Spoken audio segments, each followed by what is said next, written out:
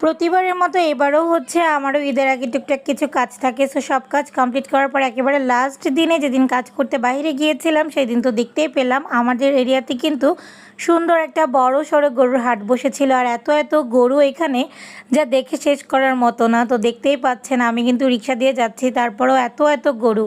প্রত্যেকটা গরুর খামারি ব্যাপারী প্রত্যেককে দেখছি নিজেদের গরুকে আগলে রাখছেন কিভাবে এবং সযত্নে যত্নও করে যাচ্ছেন, কারণ এই ওয়েদার খুবই ফালতু ছিল। এইমাত্র রোদ তো এইমাত্র বৃষ্টি, সো গরুদের কিন্তু প্রপার টেক কেয়ার করাটা খুবই জরুরি ছিল। আর আমি যেখানে কাজ করছিলাম সেখান থেকে বের হওয়ার পরেও দেখি ওই জায়গাতেও গরু চলে এসেছে। সো ট্রাকের ট্রাক গরু কিন্তু নামছে।